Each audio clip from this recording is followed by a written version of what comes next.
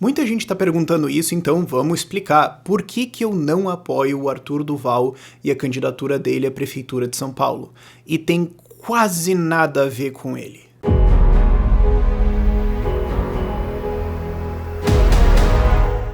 Porque algumas pessoas começaram a perguntar: pô, mas você não gosta do cara? O que aconteceu? É porque é do MBL? Pô, mas vocês já gravaram juntos? Escuta o que tá acontecendo aqui. E eu acho que isso estava relativamente claro nos meus vídeos de por que eu apoio ou não apoio candidatos, mas é bom ter um vídeo para explicitar isso, até para vocês entenderem qual é a régua e padrão para os candidatos que eu estou apoiando. Tem vários candidatos que eu estou apoiando, são mais de 60 a esse ponto. Eu tenho um artigo que vai estar um link aqui na descrição com todos os candidatos que eu apoio nessa eleição. São quase todos os candidatos a vereadores, só tem 2 prefeitos que eu estou apoiando, que é o Camilo Borgner em Canoas e o Paulo Henrique Grando em Cuiabá. E é uma questão de qual é a régua que eu vou usar para dividir os candidatos que eu apoio e o que eu não apoio, e eu quero que essa régua seja objetiva, que ela não seja o que eu quero, o que deu na minha cabeça, os meus brother, alguma coisa assim, mas uma coisa que quem toma um sim ou quem toma um não pode entender claramente por que aconteceu, e vocês, o público, conseguem entender claramente por que está acontecendo.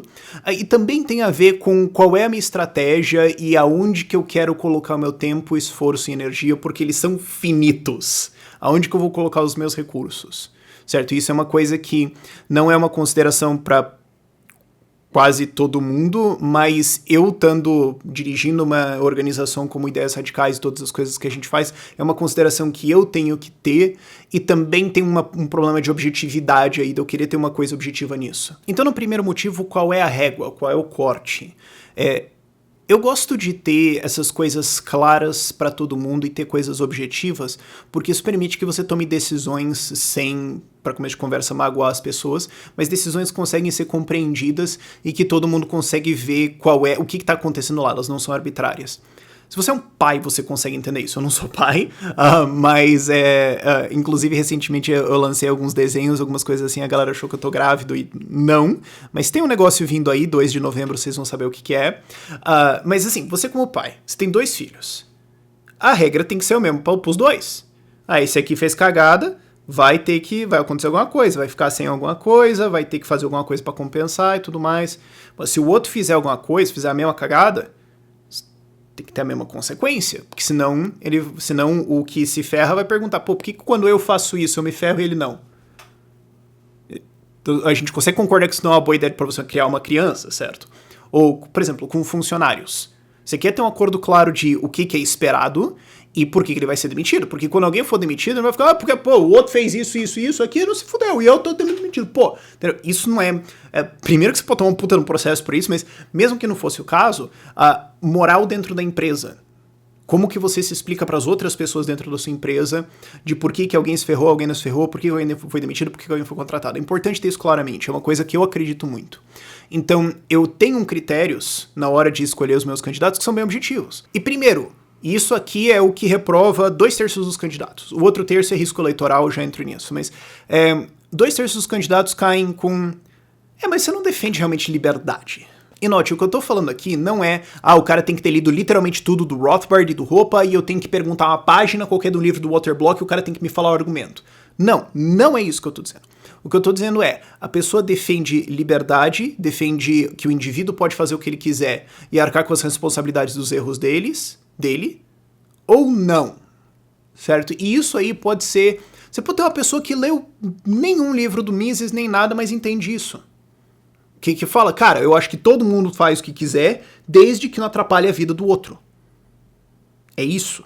E isso é libertarianismo resumindo. Eu não vou cobrar que o cara seja um puta estudioso gigantesco e tudo mais, porque, assim, é legal se ele for, mas às vezes, assim, se o cara é de fato um cara profundo e tudo mais, assim, tá, mas beleza, você passou toda a tua vida só estudando isso, mas como é que você vai se eleger, bicho? Tipo, você não conhece ninguém, entendeu?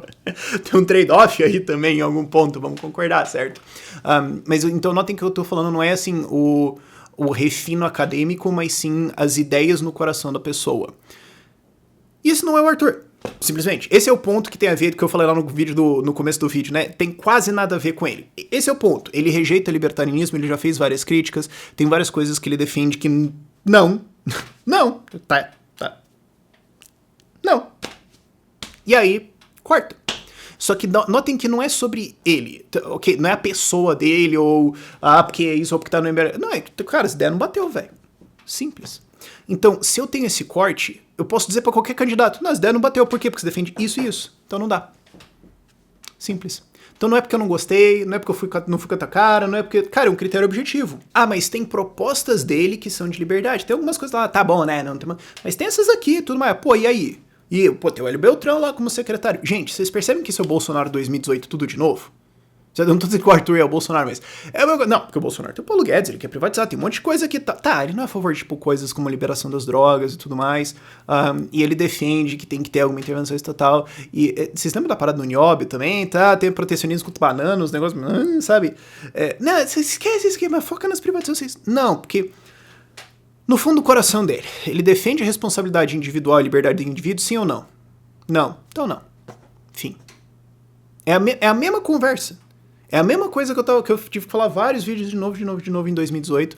E é o que eu falei em vários vídeos sobre candidatos, sobre esse tipo de discussão, que é a diferença entre princípios e propostas. Princípios é aquilo que no fundo do teu coração você acha que o mundo deveria ser, ou a vida que você gostaria de viver. O teu objetivo é a tua visão e tudo mais, são os seus valores, é quem você é no fim das contas.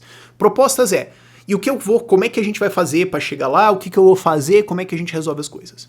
A maior parte das pessoas está disposta a mudar propostas, mas quase nunca dispostas a mudar princípios. Isso é só, tipo, como os seres humanos são, não tem nada de errado nisso. Então o que acontece é que a tendência humana é que quando princípios e propostas se chocam, a pessoa não vai descartar os princípios, ela vai descartar as propostas delas. Eu falei isso sobre o Bolsonaro. Ele não tem liberdade. No fundo das contas ali, ele não é um cara que defende liberdade. Ele defende uma visão de país da cabeça dele, ele defende lei e ordem, ele defende algumas coisas que eu nem sei honestamente se ele sabe realmente o que ele defende, mas isso é outro papo. Mas quando isso bater de frente com algumas propostas de liberdade que ele tem, adivinha quem vai sair voando pela janela? E o que a gente viu durante a reforma da Previdência? Dele defendendo corporação, dele falando, não, os meus não. O que a gente viu ali? O que a gente viu ali no loteamento do Centrão? Princípios e propostas se conflitaram, propostas saíram pela janela. Mas os princípios ficaram. E aí o cara pode ter uma proposta completamente diferente, mas o quê? Aí você vê o que ele realmente quer. E esse conflito eventualmente vai acontecer, sabe? De todos os candidatos que eu já apoiei, dos caras que se elegeram, dos conflitos que eles enfrentam, que eu acompanho eles, eu vejo isso. E eu já vi candidatos que eu apoio, que tomaram decisões que, assim, eu sei por que eles tomaram, que são coisas de bastidores que não tem como a gente falar, né, mas são coisas que, tipo, a gente sabe que esse cara, isso aqui, é sujo, tá errado, não sei o que, mas ninguém sabe. E eu sei que se eu votar a favor, todo mundo vai achar bonito, mas eu tô ajudando um desgraçado. E se eu só votar a favor, vai passar. E se eu votar contra, também vai passar igual. Mas eu vou fazer isso aqui porque eu sei que isso aqui tá errado, porque esses aqui são os meus princípios, porque eu não consigo botar a cabeça no travesseiro de noite sabendo que eu votei a favor do negócio errado. Mesmo que o meu voto contra não mude nada. Eu já vi gente fazer isso, alguns casos diferentes de mandatários diferentes, de tomar decisão que era impopular, que não pode revelar o motivo real, e tomar uma puta cacete. Então aí que você vê, o cara tomou a decisão que nos princípios dele tá certo, e que todo mundo vai achar que ele tá errado, porque ele não consegue dormir com ele mesmo naquilo que ele fez. Cara, sabe, esses confrontos vão acontecer, eventualmente. Então quando eu vejo que a pessoa tá desalinhada entre princípios e propostas, e eu sei que ela vai enfrentar essas coisas na frente, desculpa, eu não vou apoiar isso, cara. Porque eu sei que vai dar problema lá na frente de alguma forma. Eu não quero estar envolvido com isso, eu quero apoiar as pessoas que definem liberdade 100% mesmo, que tem isso como um valor fundamental de quem elas são e do que elas defendem. Esse é o que eu quero fazer, e ele não encaixa nisso. Mas não é só sobre ele. Porque tem uma galera que fala assim, Rafael apoia o Novo. Olha todos os candidatos do Novo que eu não apoio. Cara, acontece pra caralho! A gente tá conversando, tá fazendo entrevista. Não, cara, beleza, eu sou a favor de privatizar tudo. Isso. Mas é que eu acho que tinha que fazer esse negócio. Pronto. Acabou. Aqui não deu. Sabe, é difícil encontrar essas pessoas? Mas eu encontrei mais de 60 delas pelo Brasil, caramba. Não é como se tivesse poucas. Então, de novo, não é sobre a pessoa dele. Eu não tô interessado em nenhum dos candidatos de São Paulo porque nenhuma ali encaixa. Mas você não vai apoiar ninguém? Não, fim. Mas você é obrigado a apoiar alguém? Não. Mas você vai fazer nada então? Aí que entra a falsa dicotomia. Aí que entra. Porque De fato, a maior parte dos eleitores tem quase nenhuma influência em como as coisas vão acontecer. De fato, a maior parte dos eleitores, quando chega num segundo turno entre Bolsonaro e Haddad, vai olhar e falar, cara, eu posso votar pra um lado, ou eu posso votar pro outro, não tem mais nada que eu possa fazer pra mudar esse mundo. Tipo, a única coisa que eu posso fazer na minha vida, assim, mais significativa agora, dentro dos meus recursos e conhecimento, e o que eu conheço de técnicas e conexões que eu tenho e tudo mais, está aqui. Aí eu entendo você ficar preso nesse dilema. Eu não tô preso nesse dilema. Eu tenho ideias radicais. A gente tem uma organização muito grande, com mais de 600 mil pessoas que acompanham a gente tem a capacidade de eleger gente em vários níveis diferentes, que a gente tem a capacidade de levar ideias, de levar propostas, de espalhar projetos de leis, de ajudar coisas a acontecer, de educar pessoas. Eu posso fazer várias coisas para afetar como as coisas são pra liberdade no Brasil. Momento desumilde, eu sei, mas assim, eu só tô falando os fatos, entendeu? Eu posso pôr parte no meu... Isso já é o segundo ponto, né? A estratégia, onde eu tô pondo meu tempo, onde eu tô pondo meu esforço. Eu posso pôr meu esforço em discutir o menos pior. Porque alguém pode fazer... Porque assim, ninguém tá realmente fazendo o argumento, tipo, o Arthur é libertário, você devia apoiar ele. Não, ninguém tá fazendo esse argumento. O argumento é ele é o menos pior. O meu business não é menos pior. Não é o que eu lido. Não é onde eu tô. Eu tô em liberdade, vamos fazer isso acontecer 100%. Ok? Eu quero a galera que defende isso, e esses caras eu quero eleger. Esse é o meu business, é isso que eu trabalho. Então, eu trabalhar com o menos pior, voltando naquela primeira coisa que eu falei sobre ter um princípio, sobre ter uma régua clara, significa que eu não teria que apoiar só ele. Eu teria que apoiar prefeitos o menos pior. Então eu teria que ter, pra ser coerente nisso, eu teria que ter a lista de os menos piores candidatos a prefeito. E por que não os menos piores candidatos a vereador de todas as cidades? Por que não? Ah, mas Rafael, é só São Paulo, pô, que São Paulo é uma cidade grande. Tá, mas por que não Rio de Janeiro? Critério é cidade grande. E por que não Goiânia? Goiânia é uma cidade grande. Curitiba é uma cidade grande. Vou ter que escolher BH, é uma cidade grande, vou ter que escolher o menos pior deles. Qual que é a linha de corte? 1 milhão de habitantes? 2 milhões de habitantes? As 10 maiores? Mas por que não as 12 maiores ou as 20 maiores? Você nota como isso vira arbitrário? Porque daí, então eu tô apoiando menos pior nas 5 maiores cidades. Mas tem o menos pior aqui da sexta. Não, ele eu não quero. Mas daí você tá de má vontade. Eu vou falar o quê? Eu não tenho um critério claro pra responder isso. Um dos problemas também é de você estar no menos pior. Mas o fato é que eu não tô no business do menos pior. Eu tô no business de vamos eleger gente que defende liberdade. Eu quero avançar essas pessoas, eu quero encontrar essas pessoas, ajudar elas a montar... Eu quero fazer várias coisas. Não é só isso, mas eu quero ajudar também elas a montar uma campanha, a criar um círculo, a criar uma estrutura e ter uma vitória e com isso defender a liberdade pra caramba e fazer um monte de coisa, tipo privatizar tudo, legalizar homeschooling, aprovar legislação tipo lei de liberdade econômica ou coisas que restringem o poder de fiscais e tudo mais, esse tipo de coisa, sabe? Eu quero fazer isso. Então você nunca trabalharia com o Arthur? É uma pergunta que eu sei que vocês podem fazer. Não. É diferente você ajudar uma proposta do que você apoiar a pessoa. De novo, isso volta para coisas do Bolsonaro. Eu não apoiei o Bolsonaro. Mas eu já trabalhei para aprovar projetos de lei dele. Eu já trabalhei para aprovar a MP 881 da Liberdade Econômica, aquela do turismo, uma coisa de zonas de exportação também a gente trabalhou bastante, novo marco do saneamento, que veio também, veio de MP e tal, a gente ajudou a fazer MP, não deu certo, a gente ajudou a aprovar a MP, fazer não, né, mas aprovar a MP, não deu certo, tal, o processo seguiu. A gente trabalhou em várias coisas dele já. E a gente já trabalhou com... A gente já trabalhou com outras esferas em que o cara não era um libertáriozão que eu apoiaria na campanha, mas assim, o cara quer uma proposta assim que tá alinhada com o libertarianismo. Eu vou falar o quê? Não? Digamos, chega... Eu não acho que isso vai acontecer, mas digamos que chega um deputado estadual do PSOL, em algum estado que a gente não tem deputados aliados ali, digamos, vamos pegar aí, Pará. Não sei, tô inventando.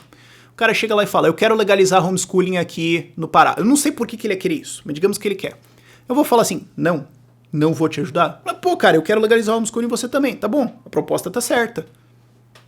Eu não preciso ajudar a tua carreira ou apoiar você pra apoiar essa proposta. Eu apoio a proposta.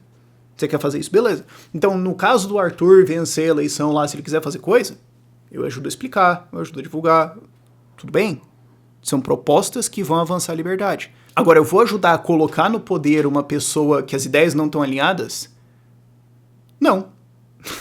Não, porque eu tenho outras coisas pra fazer. Assim, honestamente, durante essa campanha, eu tô cagado de tempo. Eu tô ferrado. errado, cara. Meu Deus, eu só paro porque eu tô cansado, cara, e a campanha, entendeu? Se eu parar, e eu tô trabalhando com gente que, de fato, como eu falei lá no ponto 1, tem liberdade como um valor muito fundamental. Vou parar tudo isso pra menos pior? O que eu tô perdendo? Qual que é o meu custo de oportunidade? Porque, como eu falei antes, eu tenho mais escolhas do que quase todos os eleitores. Então eu prefiro devotar os meus recursos e meu foco pra um outro lado. Ah, Rafael, mas eu acho que estrategicamente isso não dá certo. Você pode estar certo, bicho. Porque, note, o que eu tô falando aqui são de considerações estratégicas, de alocação de tempo e de o que eu quero fazer no meu trabalho e na minha vida. Eu não tô falando nenhuma tese ética a priori universal e irrefutável. Eu só tô falando de quais são as coisas que eu considero que se alinham melhor com a visão do que eu quero fazer e de quem eu sou, e o que eu acho que é uma melhor alocação de recursos e tempo. Você pode até falar assim, não, mas Rafael, ó, é possível que se você abrir um espaço para alguns menos piores colocados estrategicamente, isso produz, aí você consegue, e a captação acontece mais rápido por sei lá quanto tempo. Você pode estar certo. Eu não vou dizer que você está errado. Não tem como saber. E não tem como a gente realmente testar isso, né? Alguém vai querer fazer o que? Um estudo econométrico disso. Alguém vai tentar fazer isso. Alguém vai conseguir dar uma projeção certinha. E vai dar errado. Mas você pode estar certo nisso. É só uma consideração estratégica. Pode ser que eu tô sendo muito restrito nas minhas escolhas, e eu acho que eu nunca vou realmente saber disso, porque a gente nunca vai conseguir realmente testar.